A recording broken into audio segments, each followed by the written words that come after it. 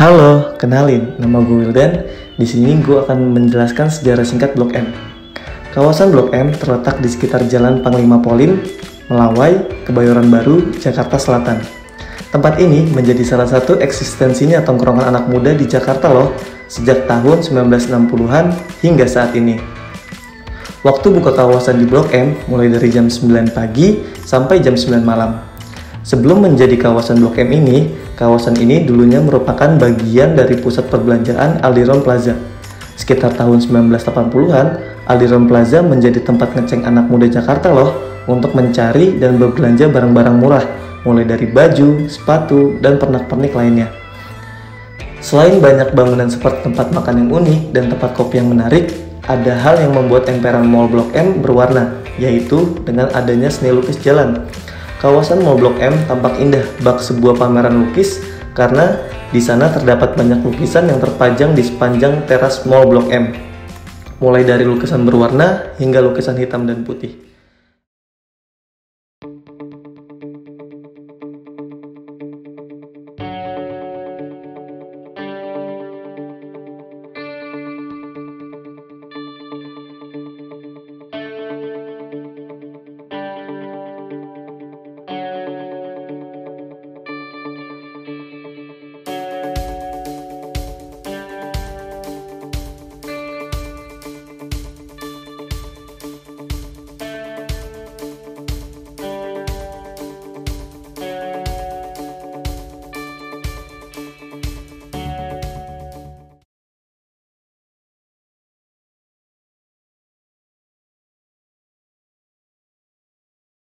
Boleh diperkenalkan Pak, namanya siapa?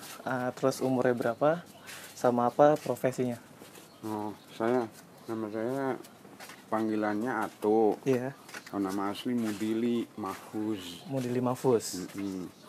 Terus kalau usia 49. 49 tahun. Terus kalau kerja ya biasa ngelukis aja tiap Ngelukis. hari-harinya ya.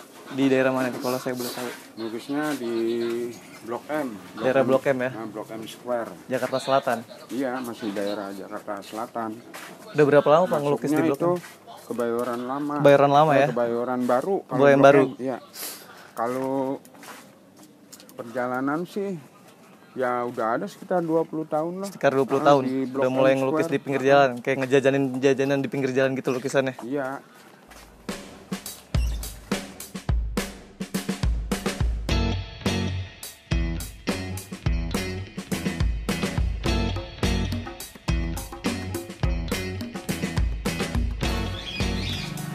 Tapi gimana sih Pak, perjalanannya sekitar 25 tahun sejarahnya bisa ada di Blok M itu gimana? Kalau bisa ceritain sejarah singkatnya mungkin? Ya awal-awal sih saya suka main waktu masih sekolah. Suka main? Masih tahun sekitar 96-an deh. 96? Nah itu habis itu ngelihat lukis di jalan. Ada satu orang, terus habis itu saya tertarik. Nah, mulai dari situ saya menggeluti. Tapi dari sebelumnya emang udah ada. Bakat ya. Terus nggak lama tahun 96 ke atas saya mulai buka. 1996 di Pioner. Di Pioner awalnya? Terus pindah lagi ke itu, ke depan hotel. Dari awalnya di Hotel Melawai, yang sekarang Hotel Melawai, terus? Iya, sekarang Hotel Melawai, terus pindah lagi ke tempat itu Glael. Yang sekarang tuh jadi ini Hotel Amos Cozy. Hotel Amos Cozy. Iya, dekat Papaya itu. Terus habis itu? Habis itu ya panggilan dari pihak gedung Blok M Square. Itu baru jadi berarti Blok M ya? Iya, 2007. 2007 jadi, terus semua yang pelukis yang ada di depan itu dipindahin ke situ. Oh, disuruh. Untuk daya tarik ini suasana. Mungkin lebih ngasih warna kali ya. Iya, daripada pengunjung-pengunjung Blok M tersendiri. Iya. Jadi biar nggak kelihatan sepi. Iya. Gedungnya. Jadi Pak, kita langsung ngajak kali menuju Blok M ya. Iya, buat Bapak persiapan dan mulai menjajankan lukisan Bapak. Iya, boleh.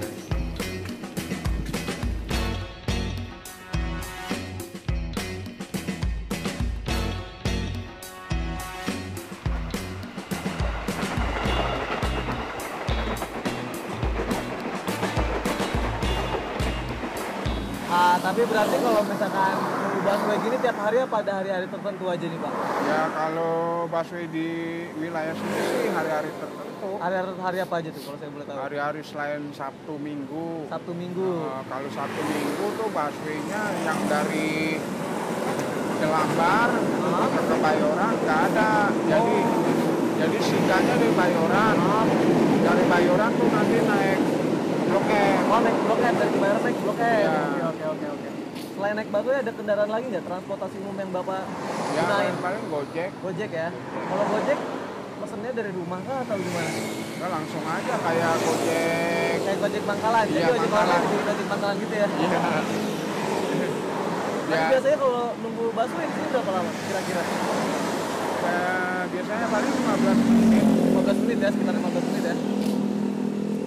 Terus kalau misalkan hujan gimana nih? Transportasinya apa? Apakah tetap sama busway, Gojek atau ada yang lain mungkin? Ya tetap seperti hari-hari biasa. Seperti hari-hari biasa ya. Nggak peduli gitu, ada hujan, panas, jalan-jalan aja. Jalan-jalan aja mau badai sekali. Yang penting tetap gambar. Iya. Jadi kita lanjut aja langsung ke Blok M ya Pak, nunggu busway.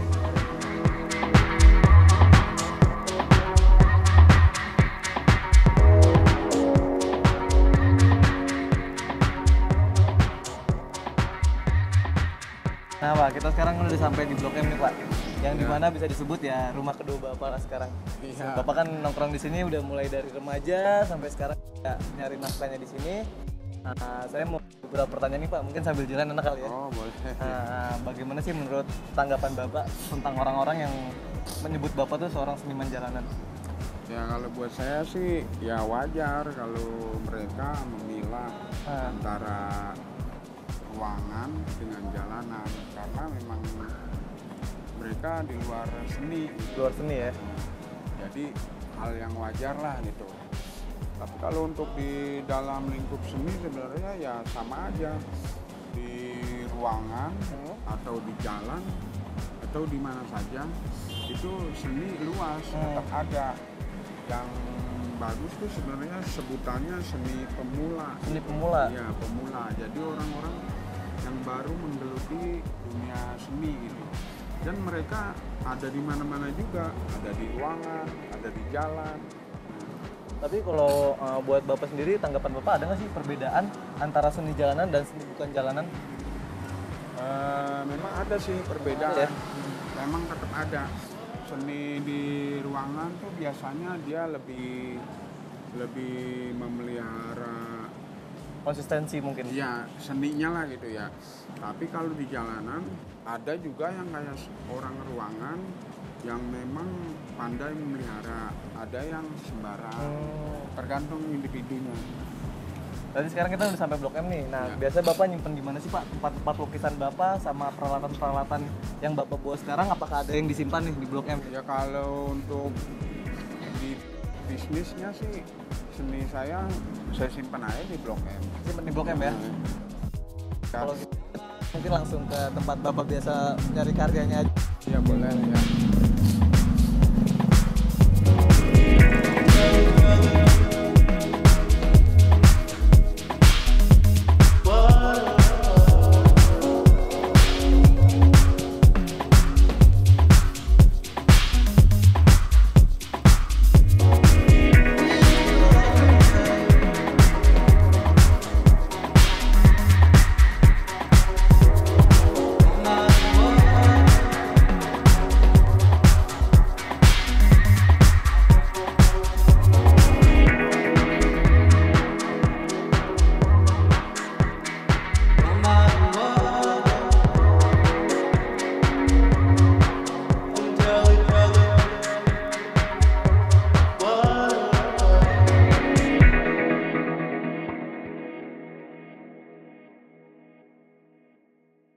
Berarti tempat biasa Bapak ngejual lukisan di sini nih.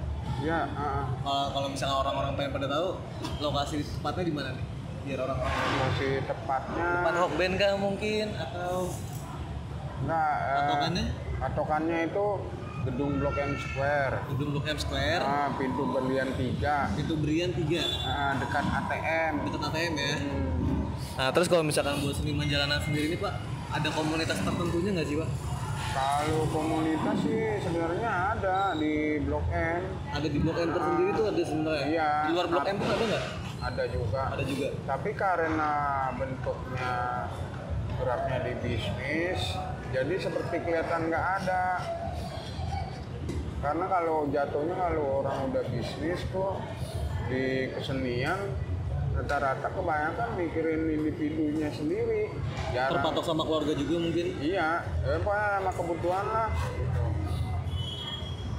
Jadinya begitu. Tapi apa sih yang membuat Bapak bertahan selama 20 tahun ini menjadi seorang seniman jalanan? Yang saya buat bertahan ya karena saya senang menggeluti dunia seni lukis.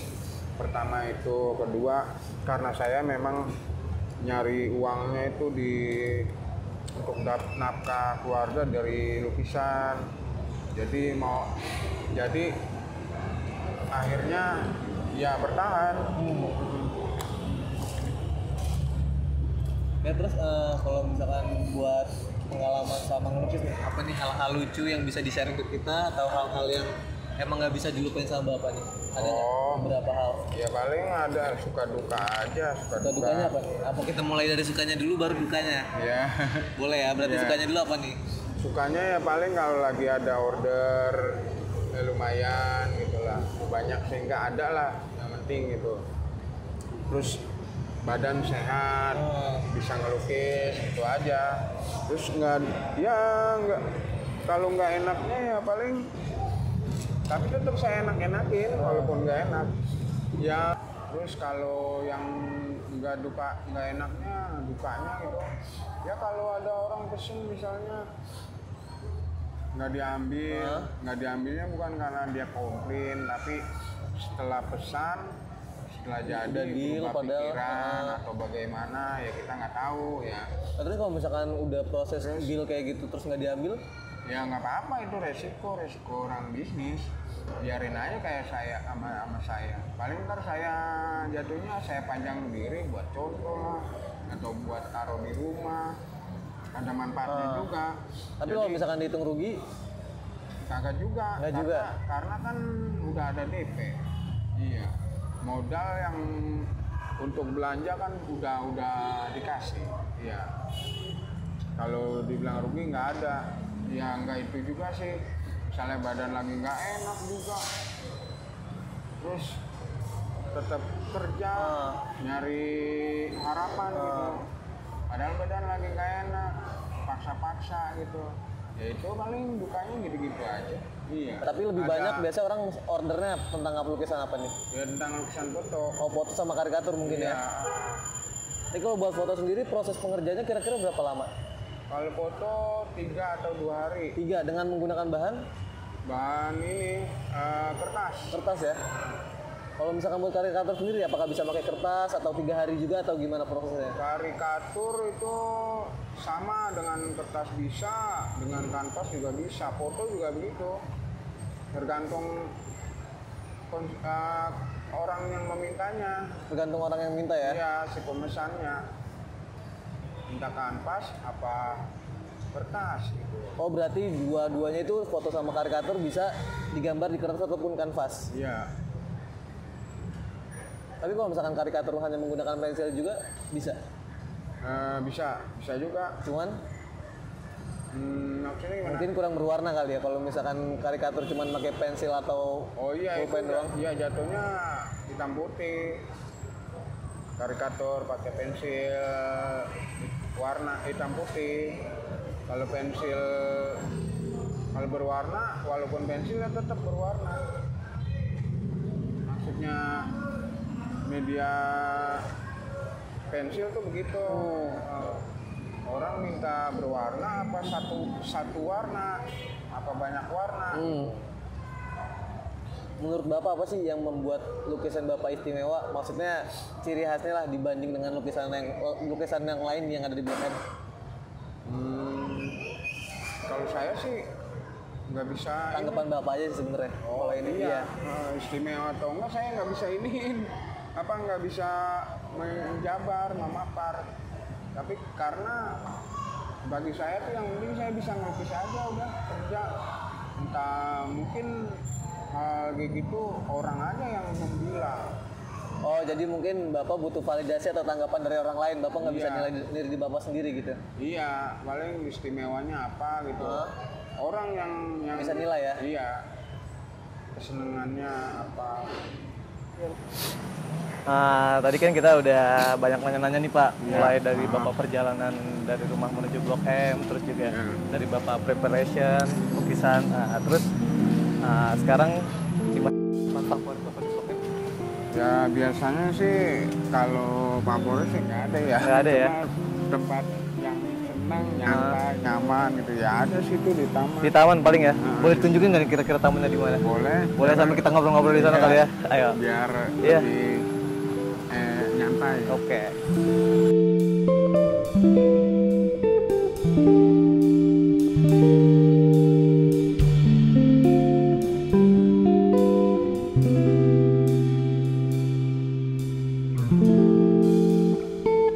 Misalkan di sini emang ya buat cari inspirasi lumayan juga sih. Ya enak kalau untuk berkesenian mah tempat kayak gini malah enak. Tapi Bapak pernah gambar di sini? Beberapa kali pernah? Belum pernah. Oh, belum pernah. Cuman ada teman kawan pernah gambar di sini. Ya pernah lihat teman, kayaknya asik gitu kalau gambar di sini. Kayak lebih asik kalau kita sambil duduk deh Pak, gimana? Oh iya boleh. Boleh ya? Jadi gimana Pak, selama pandemi untuk Bapak dan teman-teman Bapak nih, para penjual lukisan di pinggir Blok M selama pandemi? Selama pandemi sih ya kalau pemasukan memang agak berkurang order, tapi ya masih alhamdulillah masih ada lah beberapa order buat nyambung hidup gitu. Walaupun nggak buka, ada sebagian teman-teman tuh yang dapatnya dari WhatsApp, pokoknya dari internet lah, berbagai macam jenis akunnya. Terus kalau saya sendiri ya dari situ juga, karena dari saya juga dari awal lockdown juga nggak pernah tutup. Jadi tetap selalu buka tapi dengan menjaga protokol mungkin? Iya, tetap buka walaupun nggak ada pengunjung, tetap melukis. Yang penting yakin dulu. Iya, awalnya daripada di rumah. Iya, bener. Iya, di rumah ngelukis, tapi kan nggak ada yang lihat. Kalau di luar kan banyak. Iya. Tapi saya mau nanya nih Pak, seberapa penting sih profesi pelukis ini untuk Bapak dan keluarga Bapak intinya? Kalau saya ya sangat penting, karena memang hidup istilahnya ya, hidup dan mati itu adanya di lukisan. Kayak udah jadi sebuah pekerjaan gitu. Sumber pencarian? Iya, sumber pencarian, bukan lagi yang namanya hanya berkarya. Iya, berkarya, hobi gitu. Kalau orang-orang kayak gitu kan lain. Mata pencariannya bukan dari kesenian, entah bisnis, entah apa. Dia berkesenian hanya sesekali gitu. Kalau saya kan tiap hari, mau nggak mau lagi sehat, mau nggak sehat, tetap jalan namanya. Yang penting kanvas, ada goresan. Iya, hitungannya kerja soalnya. Iya. Ya, tapi kalau misalkan Bapak punya anak nggak sih Pak? Alhamdulillah anak mah ada. Berapa? Ada 3. Ada 3. Yang 1 udah berpulang. Cowok semua? Yang 2 nih cowok, yang pulang tuh cewek. Tapi alhamdulillah udah pada kerja? Alhamdulillah udah kerja semua. Ya. Tapi ada nggak sih anak Bapak yang mewarisi bakat Bapak ini sebagai pelukis jalanan? Bakat tuh ada. 1 yang kakaknya. Yang pertama berarti anak pertama? Bukan. Oh, anak kedua? Kedua. Bapak itu cowok. Tapi dia nggak mau seperti saya nekunin lukisan. Dia lebih milih kerja. Lukisan paling kalau maunya dia aja seneng-seneng. Tapi mungkin anaknya di rumah juga suka ngelukis. Apa kalau misalkan Bapak lagi ngegambar, anaknya kayak inisiatif, mau dibantuin nggak Pak? Mau dibantuin nggak? Gitu? Enggak. Paling dia nyoret-nyoret sekedar aja kayak waktu saya masih sekolah. Paling pakai pensil, bolpen, gitu-gitu aja. Tapi kalau saya amati berbakat, kelihatan gitu loh. Bawaan bisa, mungkin ya? Iya, bawaan dia tuh mau gambar apa aja tuh dia bisa gitu. Berarti ada bakat gitu. Oh, berarti emang kayak anugerah atau bakat Bapak ngegambar ini bukan hanya diwariskan ke Bapak, tapi anak-anak Bapak ada juga yang bisa gambar. Ada 1 orang itu. Tadi kan udah sempat ngebahas masalah keluarga, masalah anak Bapak.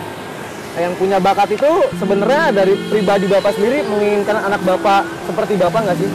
Enggak, itu maunya dia aja. Saya tuh baca kayak dia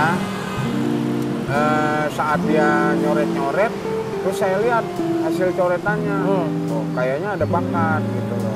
Berarti Bapak tidak menuntun atau menuntut dia buat menjadi seperti Bapak? Enggak. Oh, berarti Bapak seorang ayah yang emang tidak membatasi putranya untuk berkembang, menjadi apapun bebas? Iya, bebas aja. Yang penting maunya dia gitu. Cuma saya lihat dia bisa melukis gitu. Tapi kan kalau misalkan pelukis kan sebenarnya ada kata idealis kan? Apakah di tiap lukisan Bapak menuangkan idealis itu sendiri? Apa gimana? Kalau idealis tuh ya ada juga, tapi biasanya kalau idealisme itu muncul untuk karya pribadi sendiri. Contohnya seperti apa? Misalnya kita berkarya nih, kita lagi taruhlah, saya lagi mau melukis ini nih penari misalnya, kita lukis, lagi datang ini gejolaknya. Nanti setelah jadi mau kita tuh mau bentuknya abstrak, mau realis, mau natural dan apa aja gitu, impress kayak. Nanti setelah selesai itu kita anggap selesai, kita simpen. Nah, terus simpen biasanya udah banyak nih misalnya jumlahnya dengan berbagai macam ide, ya entah kaligrafi, entah abstrak. Udah gitu biasanya nggak diperjualbelikan. Oh, kalau misalkan punya konsep idealis seperti itu, dia hanya menyimpan karyanya untuk dirinya sendiri. Iya, terus udah gitu mereka mengeluarkannya di saat-saat tertentu, misalnya ada event pameran lukisan, misalnya bersama atau sendiri. Itu orang-orang idealis biasanya begitu. Nanti tapi kalau dijualnya di tempat event itu. Tapi menurut Bapak, kalau misalkan seniman itu mempunyai idealisnya masing-masing, gimana? Apakah itu hal yang wajar? Apa itu gimana tanggapan Bapak? Kalau hal idealisme mah rata-rata seorang seni walaupun dia baru pemula, udah senior, udah legend, atau dia pencari rupiah seperti saya di lukisan gitu, tetap idealisme tuh mereka semua ada kepingin gitu, kepingin punya karya simpenan gitu, entah dia berpikir buat event atau buat koleksi hari tua atau apa segala macam gitu. Iya, ada, pasti ada. Nah, tapi kan kalau misalkan lukisan-lukisan kayak gini kan emang udah ada sejak lama ya, sejak lama. Dan sekarang lukisan-lukisan ini beralih ke digital atau teknologi yang sekarang mungkin gambarnya pakai laptop atau pakai tab, itu semua bisa dijual belikan dengan harga yang emang menurut saya lumayan mahal daripada lukis tangan, daripada lukis kanvas. Nah, kalau Bapak sendiri kepingin nggak sih beralih ke lukis digital? Kalau saya sih nggak seneng dengan melukis media teknologi, emang nggak senang. Saya lebih senang alami gitu. Alami ya? Iya. Nah, tapi kalau misalkan Bapak ngelukis, proses yang paling Bapak suka, proses yang paling Bapak nanti itu apa? Entah nge-sketch, entah mewarnai, entah finishing, itu yang mana tuh? Proses yang paling kalau yang sering mau memulai sketch ya. Nanti kalau udah mulai, udah ada sketch, nah itu baru nggak nanti lagi nyantai gitu, mau ngisi kapan kayak apa kayak gitu. Nggak ini gitu, nggak ada gejolak kepingin gitu. Tapi baru mau mulai biasanya, belum diseket nih, gelisah kayaknya. Ambil lagi pesanan misalnya. Lagi kalau diburu-buru. Iya, belum diseket nih, pesanan, kepikiran malam-malam tidur malah nggak bisa tidur. Pengennya gambar, gambar. Iya, malah bikin seket. Kalau udah ada seket, udah anteng, enak, tinggal mewarnai gitu doang. Tapi ada nggak sih keinginan Bapak yang belum tercapai sampai sekarang? Kalau keinginan, ya ada, belum tercapai. Dulu waktu masih saya bujang, pingin punya karya banyak, ya banyak banget, enggak lah ya. Adalah beberapa puluh gitu. Terus event-event, pameran-pameran gitu. Tapi ya nasib, takdir nentuin lain, ya udah kayak gini aja udah. Berarti emang sebenarnya Bapak ini nggak mau mencari pekerjaan lain selain pelukis? nggak mau. Karena emang udah dari hati nurani juga. Iya, pengennya apa-apa hasilnya dari lukisan. Saya terima kasih banyak nih Pak. Saya dan tim semuanya mengucapkan terima kasih banyak. Selalu mendoakan Bapak semoga sehat, keluarganya juga selalu sehat, dimudahkan rezekinya.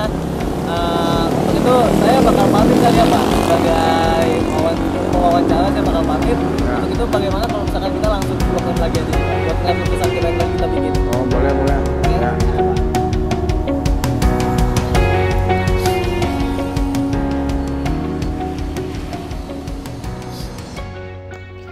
Kenangan, perjalanan, dan memori rasa yang sangat manis ini tak akan pernah gue lupakan.